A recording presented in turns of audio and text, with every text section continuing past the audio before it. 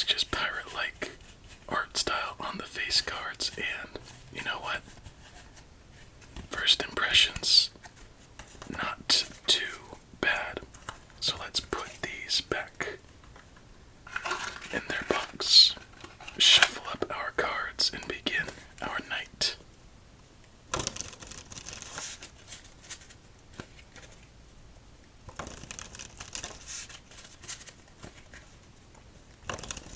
So far I could tell the shuffling is providing a little bit of bend in the cards, despite how soft I am shuffling them, so something to consider moving forward in this one.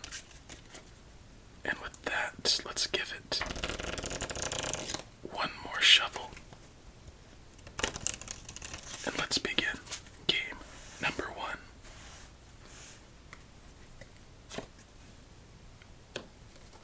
I think if we have a rough first game, we will have ourselves a good remainder of our night. That is the prediction. And come to think of it, it has been quite some time since we've gone through and lost our games without a triplet. So the goal for tonight is rough first game, good games to follow, and then no triplets left unturned.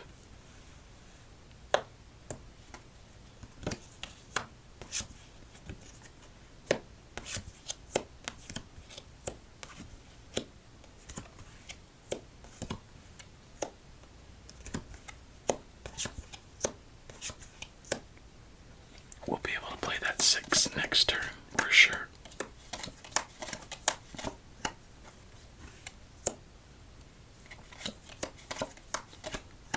I have no idea what to expect if we start strong. I guess it's a win-win. It's either we start strong and who knows, or we start weak and only go up from there. Oh my gosh, almost quadruple 7s. And that makes me a little worried for our little side quest of not getting any triplets on the field.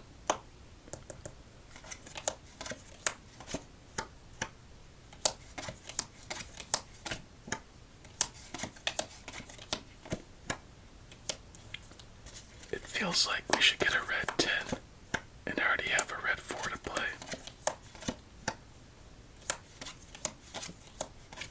There's the red 10. Bring over the 9.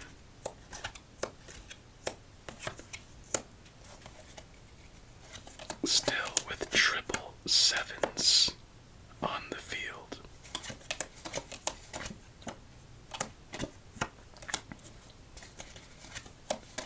Come on, Red Jack, we know you have ya.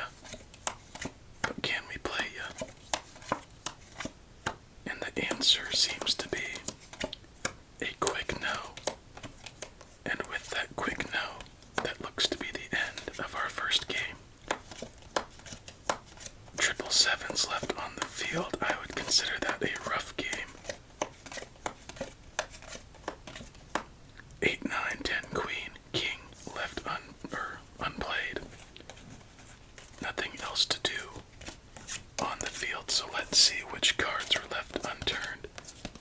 And if I'm gonna make a guess, it's gonna be red 5s, double red 4s, double 5s, triple 5s, triple 3s, and double jacks. Well, there goes that little side quest.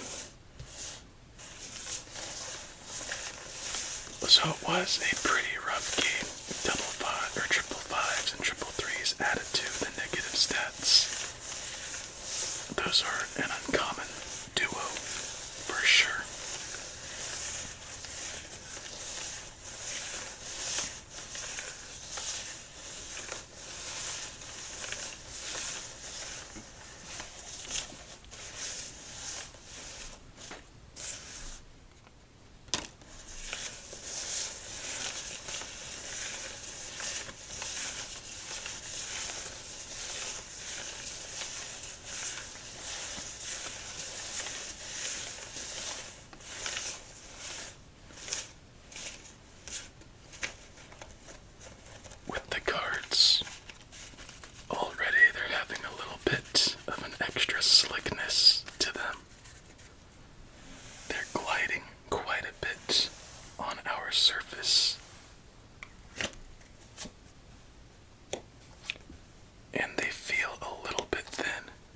once again, we start our game with a 7.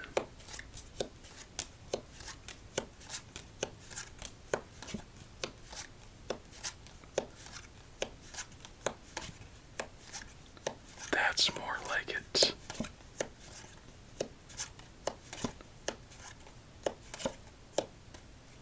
Alright, that one looks pretty good, if you ask me.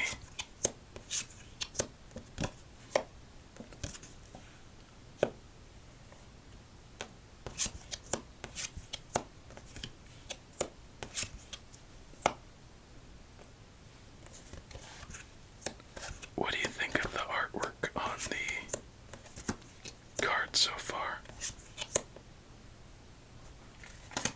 I kinda like it. I think as most younger boys growing up, I really liked the design of skeletons, especially the skull. But as I grew older, quickly faded away and just thought, man, it's alright, but not the coolest thing out there. But looking at it like this, it just brings back little memories of Halloween time. And just fun with coloring books.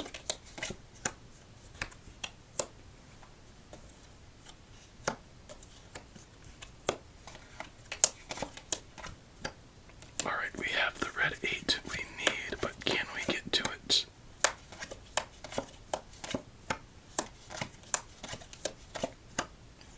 We have 2 red 8s. Oh, this is getting kinda close.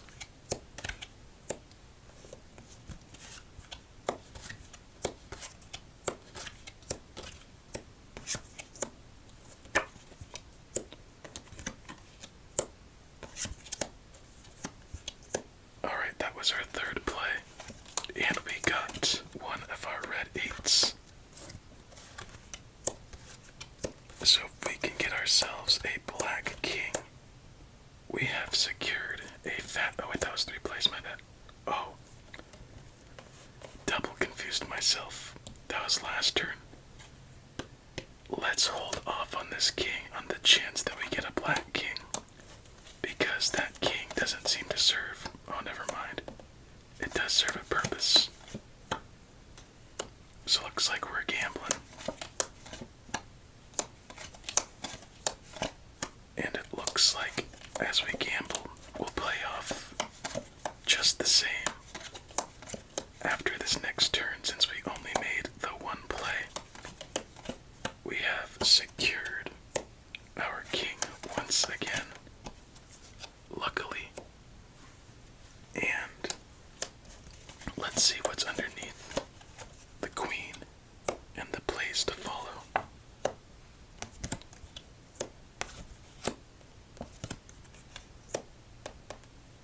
Alright.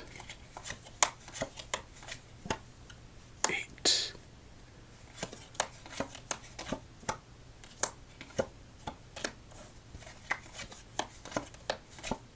Another 8 with nowhere to go. A 3 with nowhere to go, and a 2 with nowhere to go. We go back, play this 3, but beyond that, nowhere for that queen. 8 or 9, no more building that we could do. Yeah, no more building we could do. We tried, but ultimately, once again, we were in need of a red 5.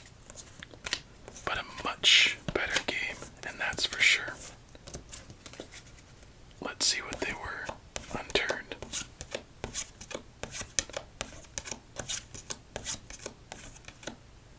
Double red 5s. Alright, on to game number 3. And time for our typical deck reading. The back design, I'll leave one right there. Well, now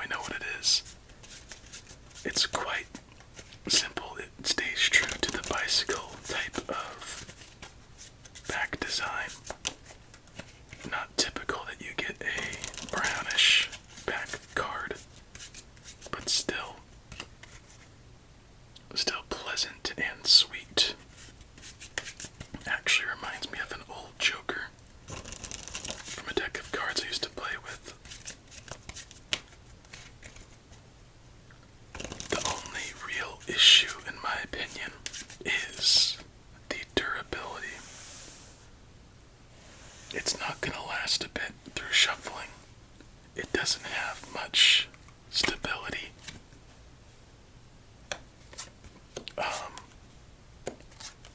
If you're playing on a surface with any type of glide, you're gonna have a tough time. Cards are thin. On the plus side, the artwork is quite cool. The coloring is softer, but you can still differentiate between the two fairly easily. And it's a shame. How good is a deck if you can't play with it too much? Or you have to be very gentle. So with all of that considered, I think a 6.5. Let's actually do this and be a little aggressive early on. And we are still left with a red 2.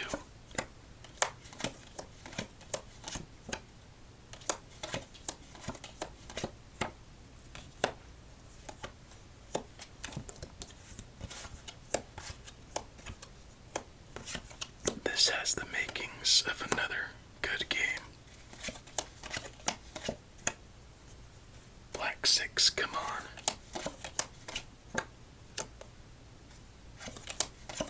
I just realized we had triple 5s on the field.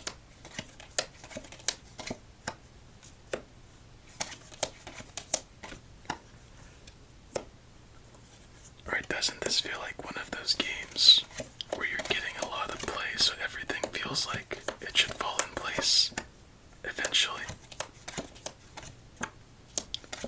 Well, that's how I was feeling until this little streak ends so quickly. That is the end of our third game. Only if we could have kept up the momentum would we have had ourselves a strong one, and I think perhaps a win. 8-7, 6-4 king, nowhere to go. Pesky 2 of diamonds kept us from placing a king, as well as the triple 5s on the field. Let's find out if there's anything nasty this time around.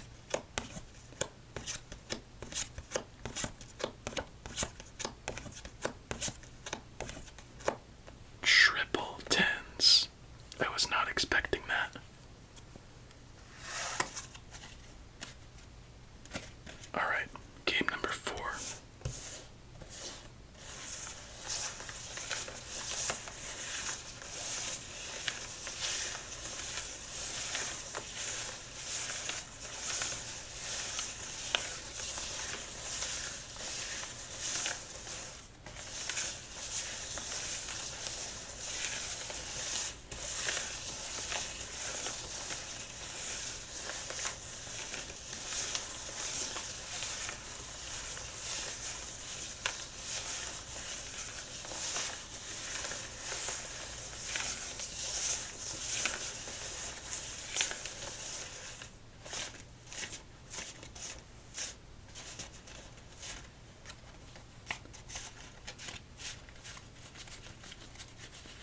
What do you think you would have done if you were a pirate?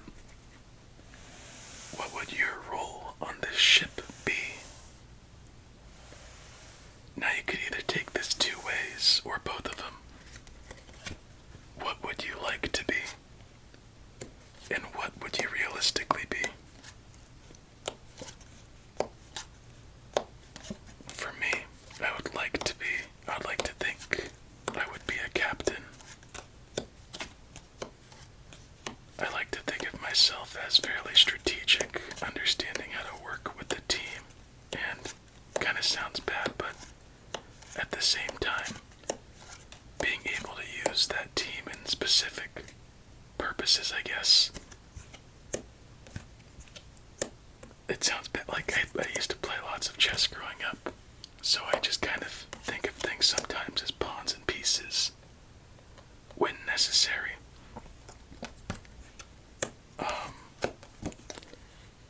I think captain was what I'd like to be, even though there's probably a lot of downside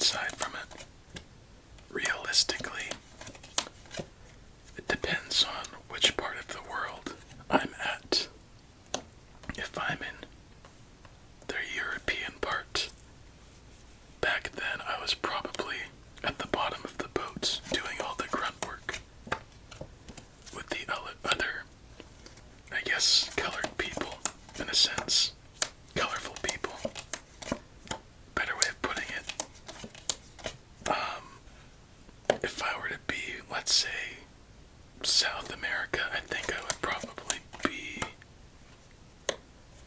the second hand to the captain. Ooh, let's see. No benefit of placing down that 3, but there is for that 2. And now we could play that 3. Let's go. As a kid, I never really romanticized or fantasized about being a pirate. I know a fair amount of people who did, but it just didn't really make sense to me. Being scavengers, using force and senses or stealing to get your way. Exploration sounds fun, but to an extent. But I guess back then, if you were someone who liked to explore, you didn't have too many options of what you could do. So maybe, I don't know. I actually don't know how long piracy was mainstreamed. I know there are still types of pirates out there nowadays. But it makes you wonder if you were born in a different era, where you would be realistically. It's always fun for me thinking about those what ifs and hypotheticals. Because, oh, there's our first fat stack. There we go. No matter how much you'd like to think you'd be one way or the other, the true circumstance will tell you how it would be. As there's nowhere for that 5, let's place down this 7 and we fight to stay alive. In our 4th game, put down that jack, and with that jack, we have backed our 2nd fat stack and a swift whack or crack. Let's go crack. Crack is a fun word. Okay, I'll just let that thought die there. I was gonna crack, Cracker Barrel, and all this other stuff, but by the looks of it, we are down to a 5 and a 6. Time to stack and see how far we can go.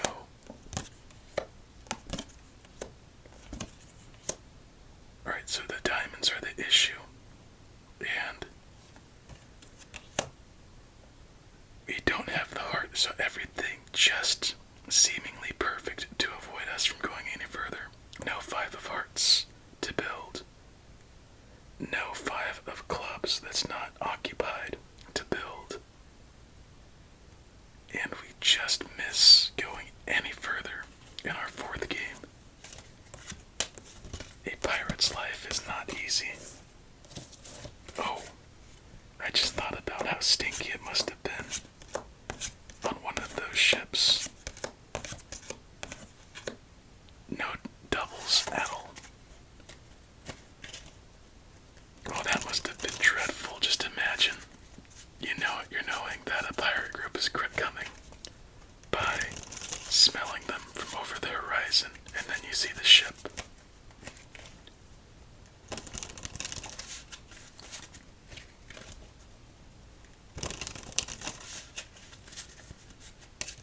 I wonder how common whale attacks were on pirate ships. And actually, I wonder how common piracy was at all to begin with, because I think when we think pirates, we think of a couple things.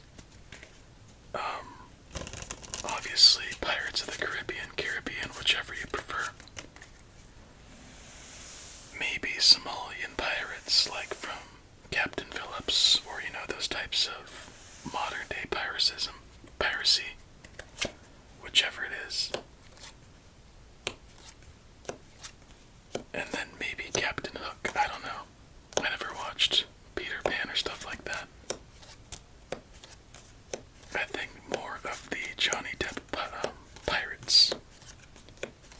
I remember watching that for the first time, like in 2001, after it was on TV.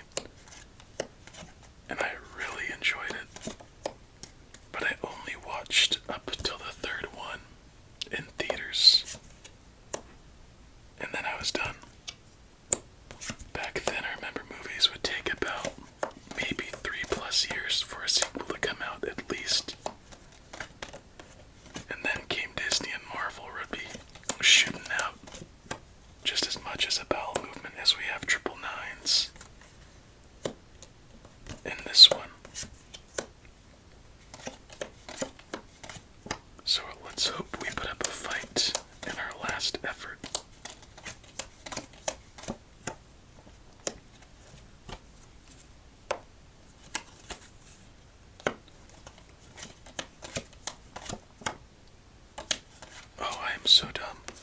I was thinking we have the 2 jacks. How do we not have a 9 to play on?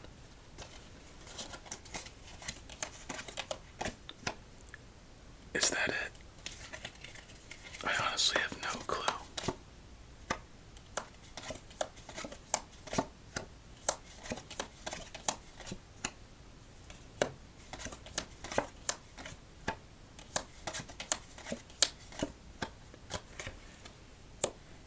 Still triple nines.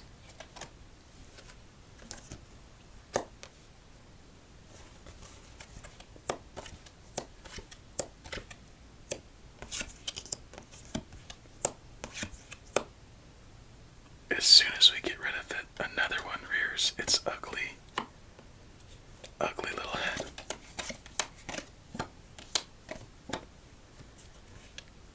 But there is still a chance, no matter how slim or shady.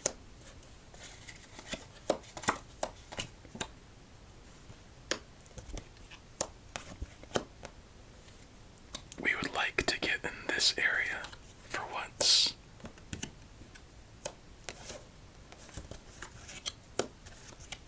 Oh, that skeleton pirate reminded me of this game called Shining Force, the original, and Dragon Ball at the same time. Oh, still double nines. Put down, and actually we didn't let go. In case there's a red king around, we should probably hold off a second. And there is no red king. So there is our black king, soon to be accompanied by a red queen.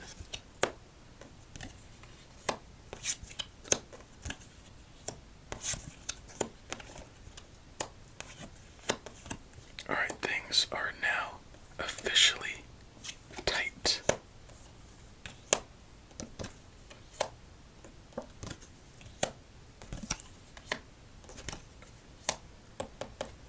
Alright.